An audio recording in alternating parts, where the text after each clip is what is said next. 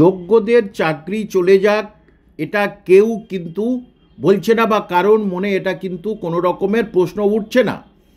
কিন্তু রাজ্য সরকারের 3 সংস্থা, রাজ্য সরকার নিজে, স্কুল সার্ভিস কমিশন, মধ্যশিক্ষা পর্ষদ অর্থাৎ বোর্ড, এদের 3 জনের যে এফিডেভিট যেটা হাইকোর্টে জমা দিয়েছিল এবং সুপ্রিম কোর্টে জমা দিয়েছিল, এদের 3 জনের সমন্বয়ের অভাব আছে। অর্থাৎ 3 জনের হলফনামার মূল বিষয়বস্তু একই হলে তবে তো সেটা যোগ্যদের পক্ষেই ভালো হবে, কিন্তু তাদের 3 জনের হলফনামা সম্পূর্ণরূপে বা কিছুটা হলেও আলাদা।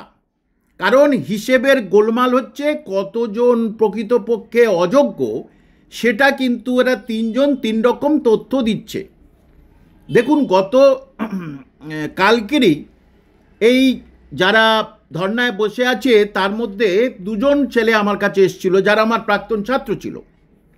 তারা বলল যে তাদের কেউ কেউ নাকি মাননীয় শিক্ষামন্ত্রীর কাছে গেছিলেন এবং জিজ্ঞেস করেছিলেন আপনার স্ট্যান্ড কি।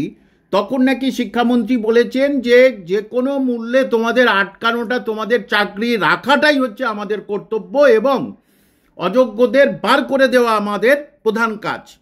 কথাটার সঙ্গে আমি একমত হতে পারলাম না মাননীয় শিক্ষামন্ত্রী। কারণ এই যখন হাইকোর্টের যখন রায় হয় তখনই মাননীয় মুখ্যমন্ত্রী কি বলেছিলেন, কারো চাকরি যাবে না, কারো অর্থাৎ অযোগ্যরা এর ভিতরে আছে এবং তিনি বলেছিলেন কারোর চাকরি যাবে না। তাহলে কি করে হলো? মাননীয় মুখ্যমন্ত্রী এবং মাননীয় শিক্ষামন্ত্রীর দুজনের কথা তো একমত তখন যা বলেছিলেন, এখন কি বলছেন? এবং বলেছেন নাকি যে আমরা একটু আলাপ আলোচনা করে দিচ্ছি, 3 জন যাতে সমন্বয় ঠিক থাকে সেটাই হচ্ছে বলে দিই। সেটা কবে? আর মাত্র 1 দিন টাইম আছে, আজকের তো ছুটি, কোনো ব্যাপার নেই। তাহলে এটা কিভাবে সম্ভব? অর্থাৎ যা কিছু বলছে, যা কিছু করছে, আমি আপনাদের পরিষ্কার করে বলছি, রাজ্য সরকারের সদিচ্ছার অভাব, ভীষণভাবে সদিচ্ছার অভাব। আমি নিজে এটা অনুভব করেছিলাম বলে আপনাদের বলছি যে রাজ্য সরকারের সদিচ্ছার অভাব।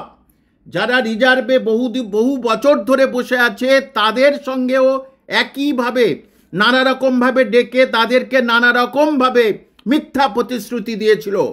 ঠিক একইভাবে যারা যোগ্য চাকরিজীবী যারা ওখানে বসে আছে তাদের সঙ্গে যারা তাদের সুফল পায়, যাতে তারা মাথা উঁচু করে বাড়িতে ফিরে যেতে পারে, তার জন্য কিন্তু রাজ্য সরকারের কোনো হেলদোল নেই।